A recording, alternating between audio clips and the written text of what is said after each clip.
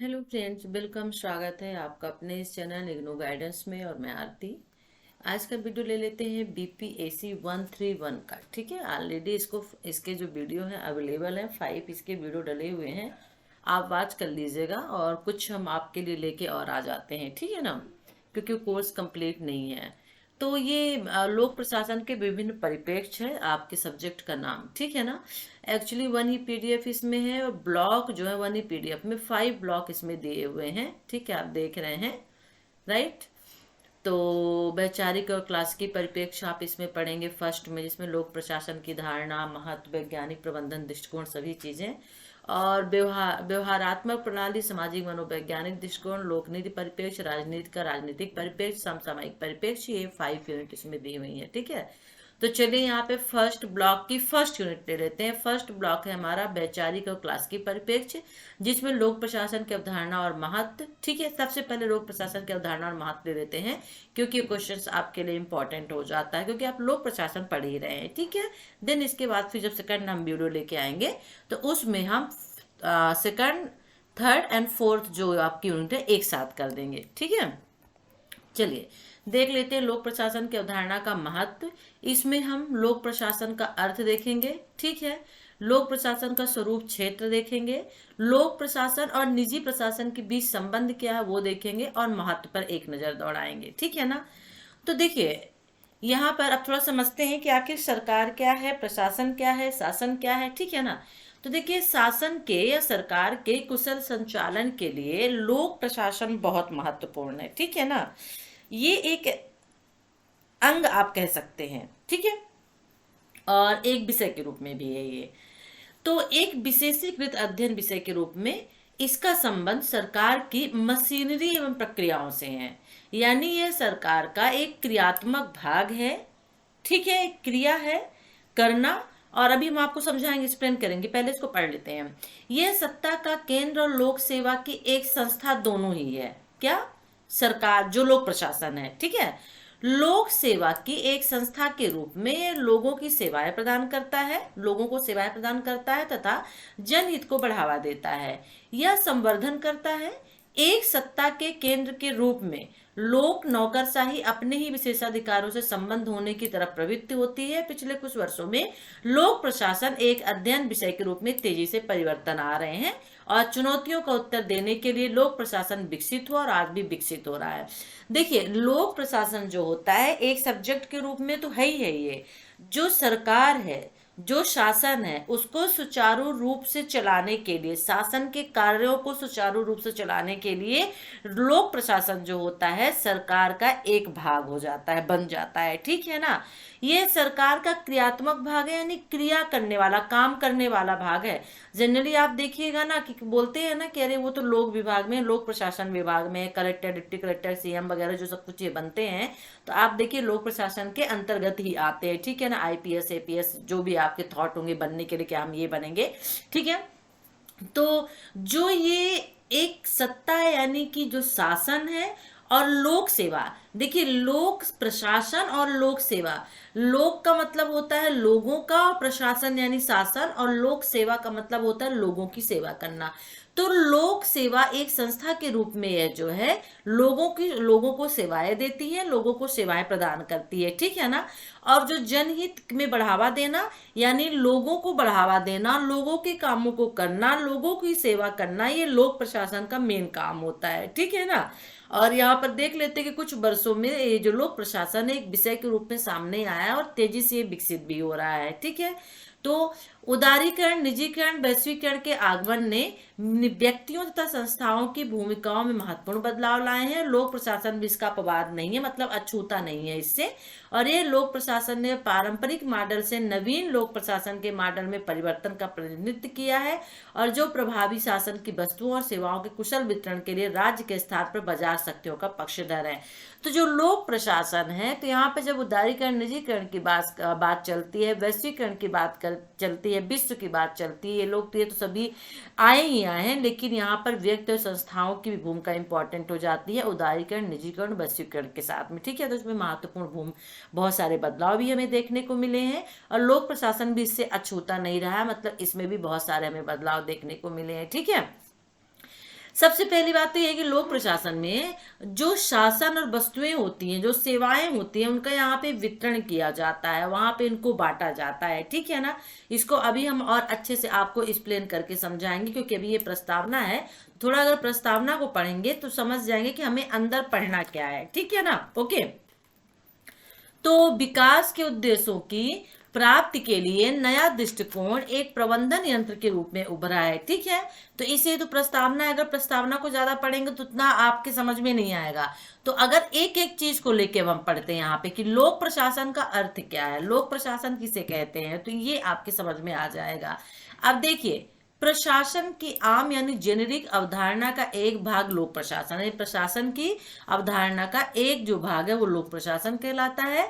और इसलिए लोक प्रशासन का अर्थ समझने से पूर्व प्रशासन का अर्थ यहाँ पे समझ लेते हैं, ठीक है ना, क्योंकि दो शब्दों से मिलकर बना है लोक और प्रशासन। तो प्रशासन की यहाँ पे परिभाषा देख लेते हैं कि प्रशासन की परिभाषा क्या है, प्रशासन शब्द क्या कहलाता है, राइट। यहाँ पे प्रशासन की परिभाषा देख लेते हैं, ठीक है, एक एक को समझते हैं। तो प्रशासन शब्द इंग्लिश में क्या बोलते हैं हम, एडमिनिस्टर, ठीक है ना। और ये शब्द जो है यानी शासन करना, तो एडमिनिस्टर का मतलब क्या हो गया, शासन करना।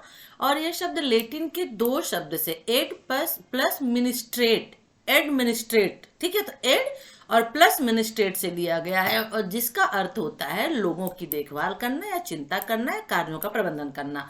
तो सिंपल भाषा में आप कह सकते हैं कि प्रशासन का मतलब होता है लोगों की देखभाल करना, चिंता करना, उनके कार्यों का प्रबंधन करना, ठीक है ना। और यहाँ पे प्रशासन का शाब्दिक अर्थ यहाँ पे खुद ही ले लिया गया है कि सार्वजनिक या निजी नागरिक या सेवा संबंधी बड़े स्तर पर अन्य मामलों का प्रबंधन करना ही प्रशासन कहलाता है, ठीक है। Okay, right. प्रशासन का एक अर्थ, प्रशासन का अर्थ एक मकसद या एक उद्देश्य की प्राप्ति भी होती है। एक मकसद लिया जाता है और उस मकसद के उद्देश्य की प्राप्ति की जाती है प्रशासन के माध्यम से, ठीक है ना। तो इसमें क्या होता है कि जो मकसद होता है या जो उद्देश्य होता है उसकी प्राप्ति से व्यक्तियों या सामग्रियों का संग्रहण और उनका उपयोग किया जाता है, और ऐसे जन समूहों के साथ जुड़ना होता है जो वांछित लक्ष्यों की प्राप्ति के लिए समन्वय और सहयोग करते हैं, यानी कि जो लक्ष्य होता है उसकी प्राप्ति के लिए सहयोग करते हैं।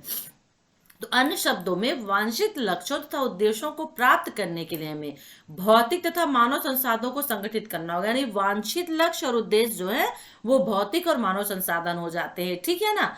तो यहाँ पर प्रशासन का मतलब हमने देख किया प्रशासन क्या कहलाता है। तो प्रथम का संबंध उस प्रशासन से जो सरकारी परिवेश में संचालित होता है, और जबकि दूसरे का संबंध क्या है, वो उस प्रशासन से जो गैर सरकारी अर्थात व्यापार उद्देश्यों से परिवेश या स्थिति में संचालित होता है या कार्य करता है, ठीक है ना।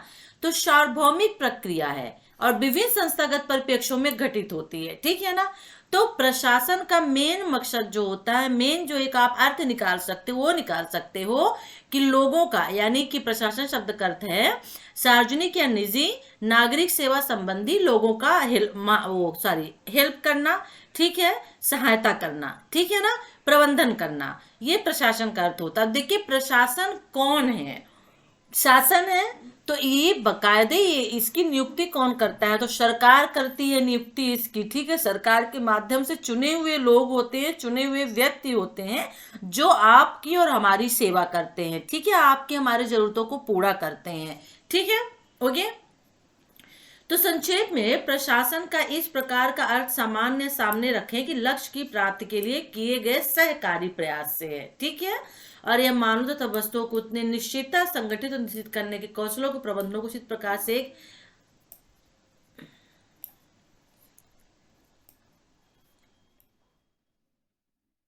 तो यहाँ पर ले लेते हैं कि प्रशासन इस प्रकार का अर्थ है कि सामने रखे गए लक्ष्य की प्राप्ति के लिए सहकारी प्रयास है, ठीक है ना। ओके, तो प्रशासन का अर्थ क्लियर हो गया।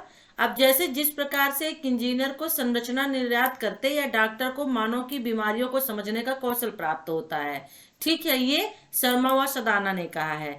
तो अन्य शब्द में हम कह सकते हैं कि यह एक उद्देश्यमुख यानी उद्देश्य उन्मुख ध्येय युक्त समन्वयकारी तथा सहकारी क्रिया है जो जन समूह कि कुछ उद्देश्य उद्देश्यों की पूर्ति के लिए प्रयोग में लाई जाती है। तो आप सिंपल कह सकते हैं कि उद्देश्य युक्त एक सहकारी क्रिया है जो जन समूह के उद्देश्यों या उद्देश्य की पूर्ति के लिए प्रयोग में लाई जाती है। प्रशासन के कुछ विशेष लक्ष्य होते हैं, ये देख लेते हैं जो वेरी इंपॉर्टेंट है। क्या लक्ष्य हो सकते हैं, ठीक है ना, प्रशासन के क्या काम होते हैं, ठीक है। सबसे पहले उद्देश्य उन्मुख होता है। प्रशासन का हर एक उद्देश्य होता है, बिना उद्देश्य का प्रशासन नहीं होता है, ठीक है। फिर सुविचारित ध्येय प्राप्ति होती है। अगर कोई उद्देश्य है तो उसकी प्राप्ति किस तरह से की जाए, तो उसका एक विचार, यहाँ पे आइडिया अपनाया जाता है। मानव तथा भौतिक संसाधनों का निर्देशन करना होता है। मानव और जो भौतिक संसाधन होते हैं उनका यहाँ पे जो होता है निर्देशन करना होता है, यानी कि एक तरह से निर्देशन आप कह सकते हैं इसको, उनको प्राप्त करना होता है। सुनिश्चित क्रिया होती है, एक प्रोसेस होती है। साझे उद्देश्यों की प्राप्ति के लिए सहयोग होता है। मुद्दों या मामलों को व्यवस्थित अवस्था में रखना होता है, ठीक है।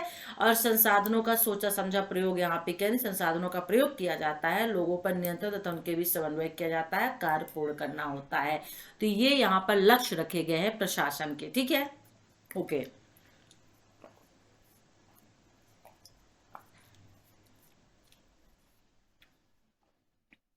अब यहां पर देख लेते हैं कि लोक प्रशासन। अब देखिए, अभी हमने प्रशासन देखा, अब हम देखते हैं लोक प्रशासन। तो लोक प्रशासन प्रशासन के अधिक बड़े या व्यापक क्षेत्र का एक भाग है। अब जो लोक प्रशासन है वो प्रशासन से भी अधिक बड़ा क्षेत्र है, ठीक है, ऐसे समझिएगा।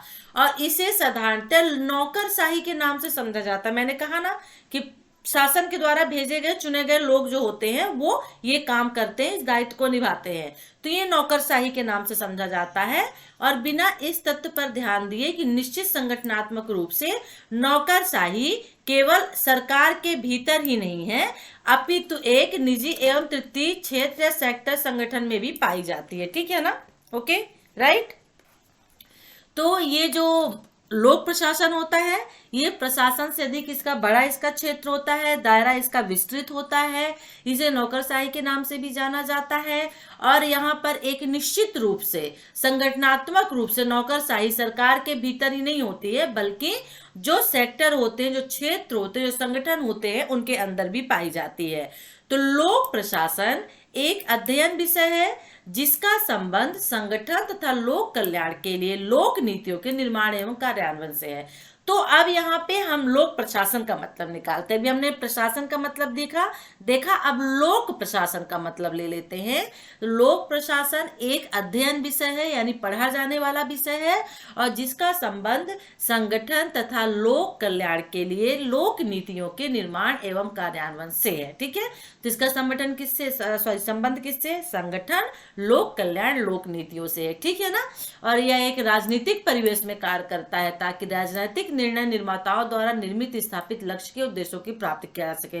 तो यह एक राजनीति के परिवेश में, यानी राजनीतिक वातावरण में काम करता है, और राजनीति के द्वारा बनाए गए जो लक्ष्य उद्देश्य होते हैं उनकी प्राप्ति करता है। इसे सरकारी शासन भी कहा जाता है, क्योंकि लोक प्रशासन शब्द में समग्र लोक का अर्थ सरकार होता है। तो यहाँ पे लोक का मतलब सरकार हो गया, और सरकार के द्वारा चलाया गया ऐसा शासन जो लोगों की उद्देश्यों की, लक्ष्यों की प्राप्ति के लिए काम करता है, ठीक है, राइट, उनका निर्माण करता है, उनकी नीतियों का निर्माण करता है, वो लोक प्रशासन कहलाता है, राइट। तो इस प्रकार से लोक प्रशासन का केंद्र बिंदु लोक नौकरशाही अर्थात सरकार का नौकरशाही प्रशासनिक संगठन होता है।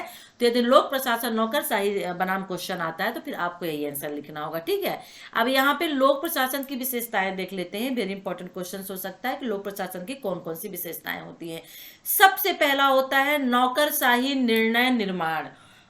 ये जो निर्णय लेता है वो नौकरशाही इसका निर्णय होता है, क्योंकि शासन के अंतर्गत आता है, ठीक है। नीति प्रक्रिया का संगठन और विधियां, जो नीति की प्रक्रिया प्रोसेस होती है उनका संगठन करता है और बहुत सारी विधियां बनाता है। कानून का विस्तृत कार्यान्वयन करता है, यानी कानून का ये काम करता है लोक प्रशासन। लोक नीति का कार्यान्वयन करता है। नागरिक कार्यों का निष्पादन करता है, जो लोगों के काम होते हैं उनको खत्म करता है। प्रशासनिक शाखा का संचालन करता है। राजकीय कार्यों मामलों के संदर्भ में प्रयुक्त कला विज्ञान का काम करता है। सरकार क्या और कैसे कार्य करती है इसकी देखभाल करता है लोक प्रशासन। तो यहाँ पर हम कुल कह सकते हैं मिला के कि लोक प्रशासन पूर्ण सरकार के क्रियाशील होने से कुछ कम नहीं है। यह वह अंग है जिसके माध्यम से सरकार के उद्देश्यों लक्ष्यों को पूरा किया जाता है। तो अन्य शब्दों में सरकार का क्रिया वाला भाग होता है, क्योंकि एक लक्ष्य एक उद्देश्य रखे जाते हैं और उसको पूरा करना लोक प्रशासन का काम होता है। जो लक्ष्य और उद्देश्य होते हैं वो सरकार के होते हैं, ठीक है ना। ना। तो ये काम करने वाला क्रिया वाला भाग है तथा माध्यक है जिसके द्वारा सरकार के लक्ष्य उद्देश्यों की प्राप्ति की जाती है, जैसा कि अभी हमने कहा। तो लोक प्रशासन का दो रूप से प्रयोग किया जाता है, एक ये क्रियाकलाप तथा इसे बौद्धिक खोज का तथा अध्ययन के रूप में, यानी यह एक क्रियाकलाप है तो इसे एक बौद्धिक खोज तथा अध्ययन यानी विषय के रूप में भी जाना जाता है। ठीक है, तो चलिए अब यहाँ पर देख लेते हैं कि तीन शब्दों का प्रयोग एक दूसरे के लिए किया जाता है, फिर भी उनके अर्थों में एक निश्चित अंतर होता है। ठीक है ना। अब ये अंतर क्या है, जैसे यहाँ पे विलियम सुल्ज ने स्पष्ट किया, हो सकता है विलियम सुल्ज का क्वेश्चन पूछ ले कि लोग विलियम सुल्ज के विचार प्रकट करिए लोक प्रशासन के मामले में। तो उन्होंने कहा कि प्रशासन वह शक्ति है जो उस लक्ष्य को बताती है या निर्धारित करती है और जिसकी प्राप्ति के लिए संगठन और प्रबंध करती है, उन व्यापक नीतियों का निर्माण करती है जिसके अंतर्गत वे कार्य करते हैं और किसी वांछित लक्ष्य को प्राप्त करने के लिए व्यवस्थित प्रभावी अंतर संबंध को साथ में लाना होता है। ठीक है, इसमें कार्य स्थान हो गया, हथियार हो गया, उपकरण हो गया, वस्तुएं हो गई, सामग्री हो गई, सभी चीजें इसके अंतर्गत होती है। तो प्रबंध वह है जो पूर्व निर्धारित लक्ष्य की प्राप्ति की ओर ले जाते हुए मार्गदर्शन तथा निर्देशन देता है। तो लोक प्रशासन में लक्ष्य और उद्देश्य वेरी इंपॉर्टेंट होते हैं, आपको ये माइंड में रखना होगा। तो हमने इसकी विशेषताएं लोक प्रशासन का अर्थ देख लिया, लोक प्रशासन का अर्थ देख लिया, उसकी विशेषताएं देख ली। अब लोक प्रशासन का क्षेत्र एवं स्वरूप देख लेते हैं क्या होगा। तो लोक प्रशासन के स्वरूप के संबंध में दो व्यापक दृष्टिकोण है। ठीक है ना। पहला जो है प्रबंधात्मक दृष्टिकोण है, दूसरा एकात्मक दृष्टिकोण है। तो सबसे पहले यहाँ पे क्योंकि स्वरूप के संबंध में दो व्यापक दृष्टिकोण बनाए गए हैं तो प्रबंधात्मक दृष्टिकोण देख लेते हैं क्या कि प्रबंधात्मक दृष्टिकोण क्या है। ठीक है ना।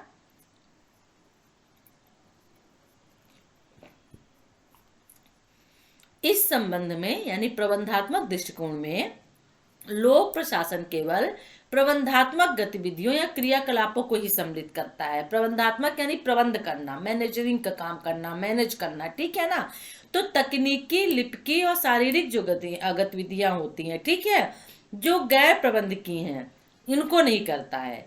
यानी कि यह सिर्फ प्रशासन, लोक प्रशासन में यानी प्रबंधात्मक जो दृष्टिकोण है वो लोक प्रशासन में जितनी प्रबंधात्मक गतिविधियां क्रियाकलाप होती है सिर्फ उन्हीं को शामिल करता है। तकनीकी, लिपिकी, शारीरिक गतिविधियां जो स्वरूप से गैर प्रबंधकीय होती हैं उनको शामिल नहीं करता है।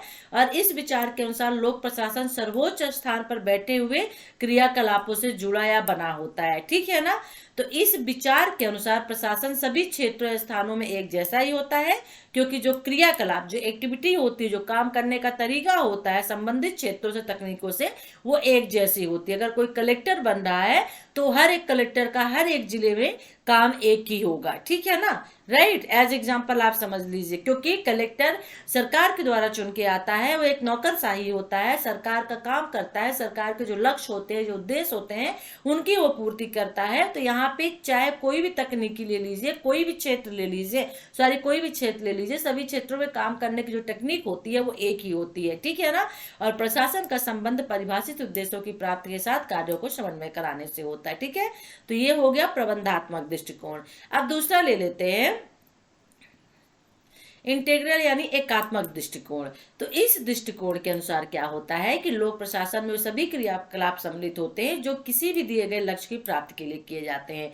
कोई भी लक्ष्य हो उसका प्राप्ति करना ही एकात्मक दृष्टिकोण का उद्देश्य होता है। तो इन शब्दों में प्रशासन प्रबंधकीय, तकनीकी, लिपिकी और शारीरिक क्रियाकलापों के पूर्ण योग है।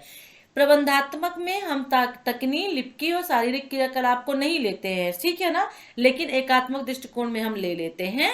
तो इस विचार के अनुसार प्रशासन ऊपर से नीचे तक सभी व्यक्तियों के क्रियाकलापों का नाम है। ठीक है ना।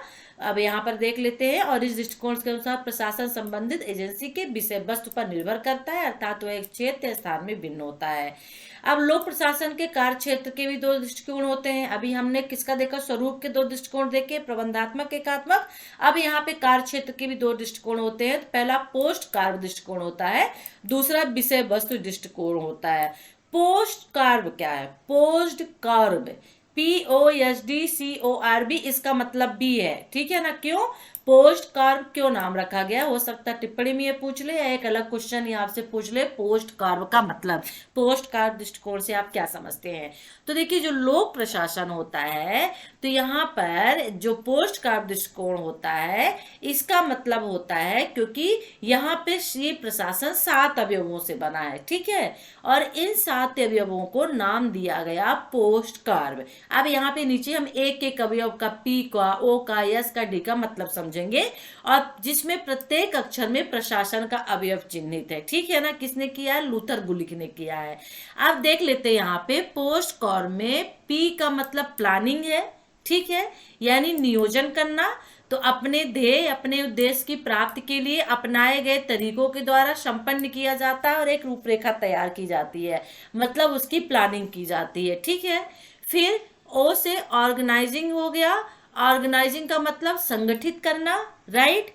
अब मान लीजिए कोई जो प्लानिंग की गई है, हमने कोई उद्देश्य रखा, उस उद्देश्य का प्लान हुआ ना, उद्देश्य हमारा है, हमारा एक लक्ष्य है तो प्लान हुआ, ठीक है, कोई काम करना है मुझे, तो क्या किया जाता है कि उसको ऑर्गेनाइज किया जाता है, संगठित किया जाता है, संरचना निर्मित किया जाता है और संपन्न किए जाने वाले कार्य को पूर्ण परिभाषित, व्यवस्थित, समन्वित किया जाता है। तो ऑर्गेनाइजेशन का मतलब क्या होता है, संगठित करना। फिर एस से स्टाफिंग हो गया, यानी नियुक्त करना। जैसे पंचवर्षीय योजना हो गया तो पहले उसका प्लान यहाँ पे बना लिया गया, फिर वहां पे उसको ऑर्गेनाइज किया गया, संगठित किया गया। अब उसके अंतर्गत एक स्टाफ की नियुक्ति की गई तो स्टाफिंग हो गया, नियुक्ति करना। तो संगठन के अंतर्गत विभिन्न पदों पर उपयुक्त व्यक्तियों की नियुक्ति की जाती है, ठीक है ना, कार्मिक प्रबंधन। फिर डी से डायरेक्टिंग, यानी निदेशक करना। फिर निर्णय लेना। अब जब स्टाफ की नियुक्ति कर दी गई तो उसमें एक मेन प्रमुख हेड होता है, ठीक है ना, तो उसे डायरेक्टर जिसको बोलते हैं, तो वो निदेशक करना हो गया, यानी डायरेक्टिंग हो गया। तो निर्णय लेना, स्टाफ के मार्गदर्शन के उनको समाहित करना, आदेश जारी करना, निर्देश जारी करना, ये डायरेक्टर का काम होता है, निदेशक का काम होता है, तो ये डायरेक्टिंग हो गया। फिर सीओ से कोऑर्डिनेटिव हो गया। कोऑर्डिनेटिव का मतलब होता है समन्वय स्थापित करना, ठीक है ना, यानी जो भी विवाद है उनको दूर करना और कार्य के विभिन्न भागों को एक दूसरे से जोड़ना, कोऑर्डिनेटिंग हो गया, ठीक है।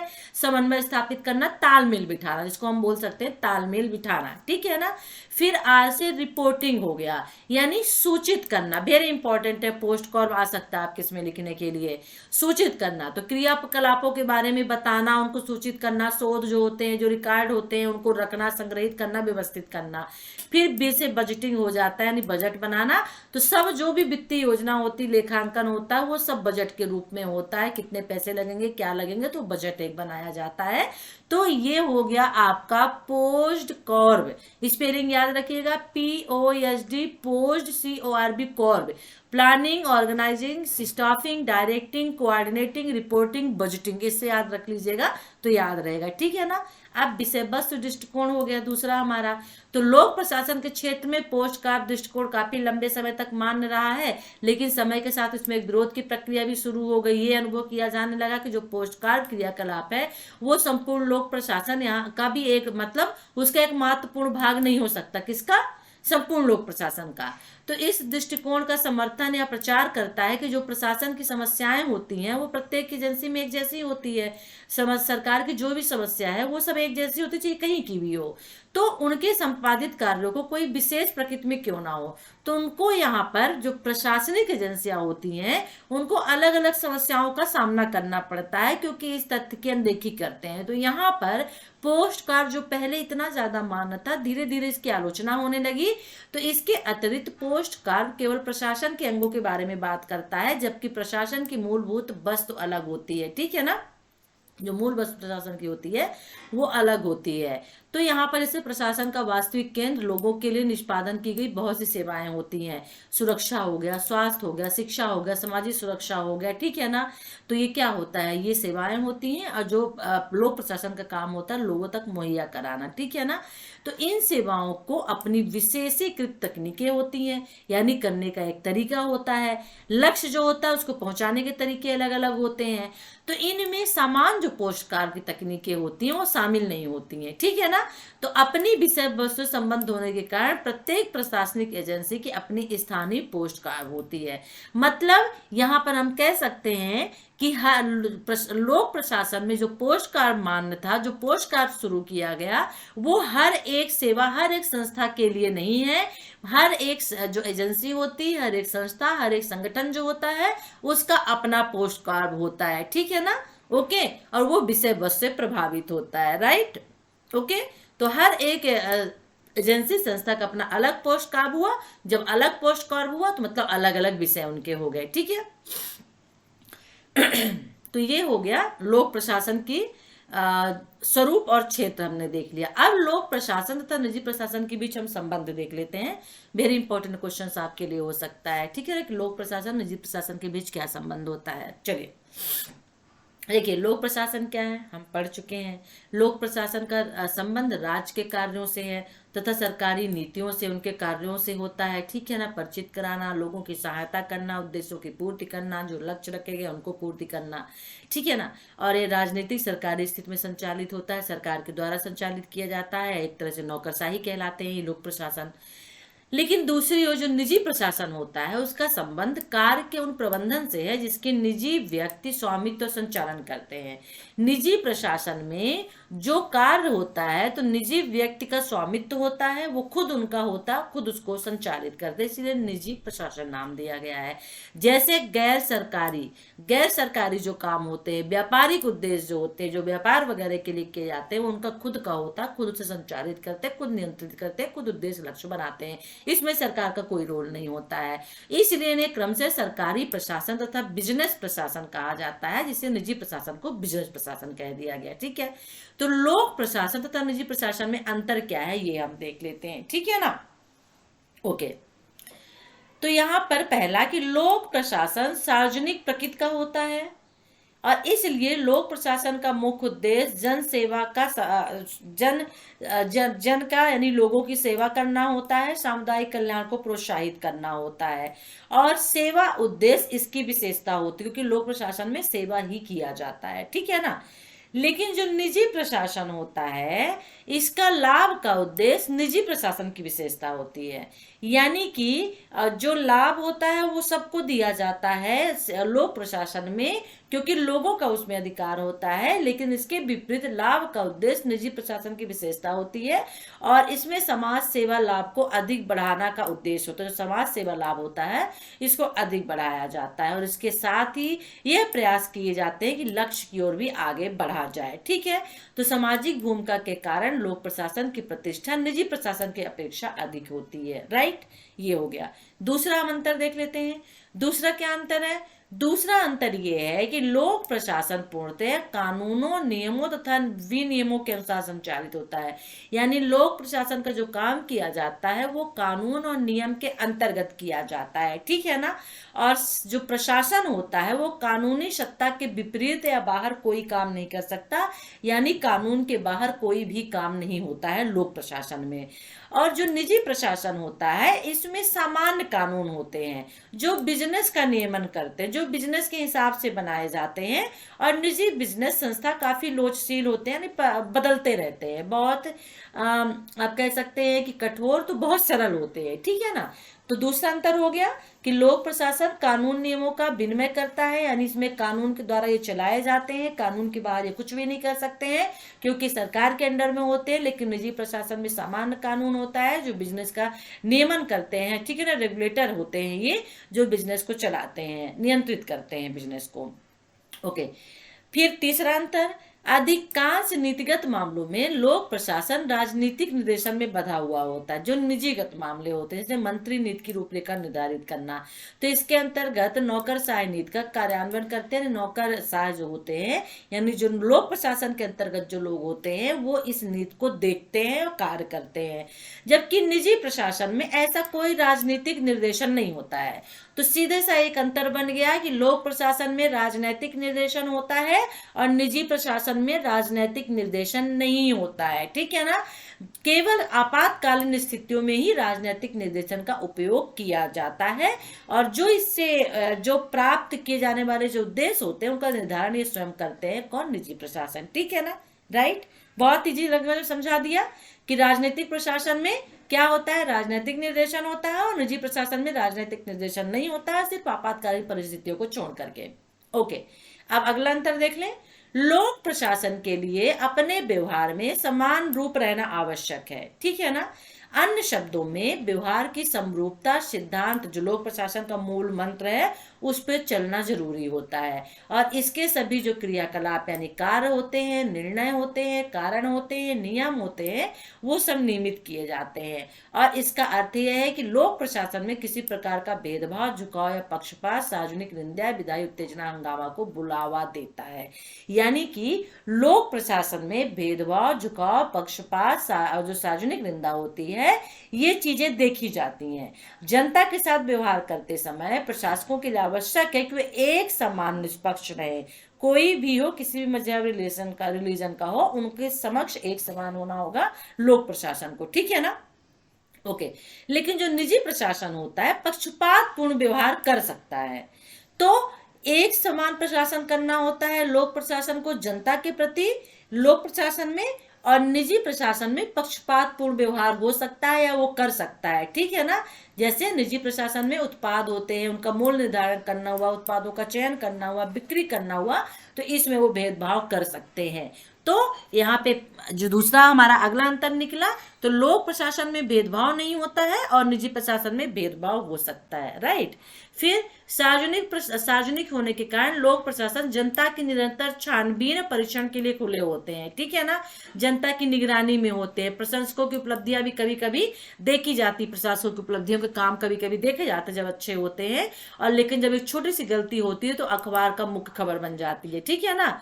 लेकिन जो हाँ राइट, लेकिन जो निजी प्रशासन होता है इनमें कहीं अधिक ऊंचा होता है, ठीक है ना, क्योंकि प्रशासन में न्यूनतम होती है, मीडिया भी इनकी नजदीकी से नजर नहीं रखती है। तो लोक प्रशासन में मीडिया नजर बनाए हुए रखती है। अगर सरकार से कोई गलती हो गई, लोक प्रशासन से कोई गलती हो गई, नौकरशाही से कोई गलती हो गई, तुरंत वो सुर्खी बन जाती है, जबकि निजी प्रशासन में ऐसा नहीं होता है क्योंकि मीडिया इनमें नजर नहीं रखती है, ठीक है।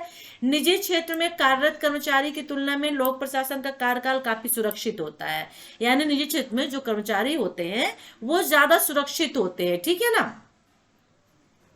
सॉरी, यहाँ पे अपोजिट मैंने बोल दिया। लोक प्रशासन का जो कार्यकाल होता है वो काफी सुरक्षित होता है। निजी क्षेत्र में जो कर्मचारी काम करते हैं उनका कार्यकाल सुरक्षित नहीं होता, उनको कभी भी निकाला जा सकता है, ठीक है ना। यानी उन्हें सेवाकालीन सेवा उपरांत भी अनेक लाभ और सुविधाएं विशेषकर प्राप्त होते हैं, किनको लोक प्रशासन में रहने वालों को पेंशन वगैरह मिलती है, लेकिन निजी क्षेत्र में ऐसा नहीं होता है, ठीक है। लोक प्रशासन में सरकार का एकाधिकार होता है और निजी पक्षों को प्रतिस्पर्धा करने की आज्ञा नहीं दी जाती है, ठीक है, जबकि निजी क्षेत्र में ऐसा नहीं होता है, राइट। वहां पे सिर्फ एक ही व्यक्ति का अधिकार होता है जिसका बिजनेस होता है, ठीक है ना। तो ये यहाँ पे हमने बहुत सारे अंतर ले लिए, बहुत सारे अंतर ले लिए हैं। तो इंपॉर्टेंट अंतर आप जो मैं बताती जा रही हूँ वो आप लिखते चलिए। तो लोक प्रशासन कुशलता के मापन में भी निजी प्रशासन से मिलता है। निजी प्रशासन में कुशलता का स्वर लोक प्रशासन की तुलना में श्रेष्ठ होता है, क्योंकि मुनाफा लाभ कमाना होता है निजी प्रशासन का काम होता है, जबकि लोक प्रशासन में ऐसा नहीं होता है। सभी व्यक्ति पूर्ण रूप से पूर्ण मन से अपने कार्य बिजनेस के प्रति समर्पित होते हैं निजी प्रशासन में, ठीक है, राइट। तो इस प्रकार अनेक कुछ विशेषताएं भी होती हैं जो निजी प्रशासन से अलग पहचान करती हैं।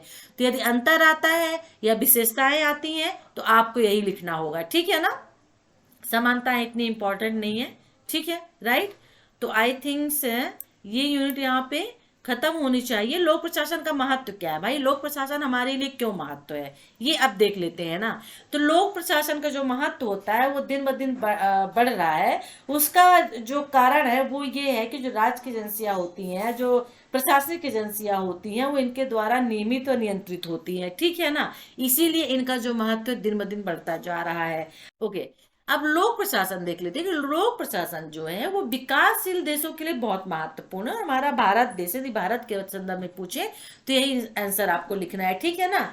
कि जिसने अपने लिए सामाजिक आर्थिक विकास की अनेक योजनाओं का निर्धारण किया। पंचवर्षीय योजनाएं चलाई गई हैं, हमारे अर्थव्यवस्था के लिए चलाई गई है, भारत के विकास के लिए चलाई गई। तो क्या है, एक लोक प्रशासन तो चलाता है उसको, क्योंकि सरकार मेन होती है, लेकिन वो लोक प्रशासनिक को अपने अंतर्गत लेती है, नियुक्ति करती है, उनके माध्यम से काम करवाती है, ठीक है ना। तो भारत जैसे विकासशील प्रजातांत्रिक देशों के लिए जो अपने आधी संख्या गरीबी और दुखी को प्रसन्नता समृद्धि प्रदान करने के लिए कठिन प्रयास कर रहे हैं, ठीक है। यानी जो गरीब हैं, जो दुखी लोग हैं, उनको प्रसन्नता, उनको खुशी देने के लिए यहाँ पे कार्यक्रमों को चलाया जाता है। जो योजनाएं होती हैं बनाई जाती हैं, उन योजनाओं कार्यक्रमों का समापन लोक प्रशासन के माध्यम से कराया जाता है। तो लोक प्रशासन परिवर्तन तथा विकास का अंग बन गया है, ठीक है, और राष्ट्रीय अखंडता की प्राप्ति की एक शक्तिशाली एजेंसी के रूप में भी काम करता है, ठीक है। अब देख लेते हैं कि परिवर्तन के एक यंत्र के रूप में भारत जैसे देश में लोक प्रशासन ने सफलतापूर्वक सामुदायिक विकास, गरीबी निवारण, रोजगार गारंटी परियोजना, आवास योजना, ग्रामीण संयोजकता, ग्रामीण विद्युतीकरण, स्वास्थ्य रक्षा योजनाएं आदि को यहाँ पे चलाया गया है। और परिणाम स्वरूप लोक प्रशासन ने निश्चय ही ग्रामीण लोगों को बुनियादी सुविधाएं प्रदान की, उनके जीवन में, उनकी जीवन की दशाओं में सुधार लाकर भारत का जो चरित्र है, भारत का जो एक इमेज है, उसको बदल दिया है, ठीक है ना। तो ये क्या होता है, ये एक महत्व होता है लोक प्रशासन का, ठीक है। तो यहाँ पर देख सकते हैं कि लोक प्रशासन एक समाज के लिए बड़ी स्थिरता प्रदान करने वाली शक्ति होती है। सरकारें तो आती जाती रहती, लेकिन प्रशासन वही रहता है, अर्थात बदलता नहीं है। तो इस प्रकार हम नए पुराने कार्यक्रमों के बीच में कड़ी का काम करता है। नई सरकार पुरानी सरकार के बीच में कड़ी का काम करता है, क्योंकि वो वही का वही है। और भारत जैसे विविधतापूर्ण एक देश में लोक प्रशासन का महत्व और भी बढ़ जाता है, क्योंकि एक समरसता और अखंडता स्थापित करने वाली शक्ति के रूप में काम करता है। हमारे भारत देश में विभिन्न जातियां, विभिन्न धर्म, भिन्न भिन्न समुदाय को मानने वाले लोग रहते हैं और एक ही स्थान पर काम करने वाले लोग रहते हैं। तो ये एक ऐसा वातावरण तैयार किया जाता है जिसमें लोग साथ साथ रहकर जीवन यापन कर सके और एकता को बनाए रखे। तो लोक प्रशासन सब कुछ शासन से जुड़ा है, यह विकास का हृदय है, ठीक है। तो यह बाजार तथा सभ्य समाज के बीच अंतरफलक है, ठीक है। और लोक प्रशासन एक विभाजित तथा अकल्पित राज्य में अधिकार तथा लोक प्रबंधन के बीच घटते संबंध के सहयोग में काम करता है। तो ये लोक प्रशासन का महत्व यहाँ पे होगा कि लोक प्रशासन हमारे लिए कितना महत्वपूर्ण है। भारत का आता है तो भारत के संदर्भ में भी आप इसको लिख सकते हैं। ये यूनिट यहाँ पे फिनिश्ड हो गई है। अब यहाँ पे हम नेक्स्ट वीडियो में सेकंड यूनिट लेंगे, वैज्ञानिक प्रबंधन दृष्टिकोण, ठीक है ना। तो वीडियो को लाइक करिए, शेयर करिए, जितने भी ग्रुप आपके हैं और फेसबुक वगैरह में सभी जगह वीडियो को शेयर करिए, क्योंकि व्यूज जब अच्छे मिलते हैं तो हमें भी पढ़ाने में मजा आता है और मन लगता है, ठीक है ना। तो चलिए, फिर कोई क्वेरी हो, कोई कमेंट्स हो तो आप व्हाट्सएप से हमसे जुड़ सकते हैं, यहाँ पे भी पूछ सकते हैं। और साथ ही साथ में हमारे ग्रुप से जुड़ जाइए, व्हाट्सएप और टेलीग्राम के वीडियो के डिस्क्रिप्शन बॉक्स पे लिंक दिया हुआ है। तो चलिए फिर, टेक केयर, बाय।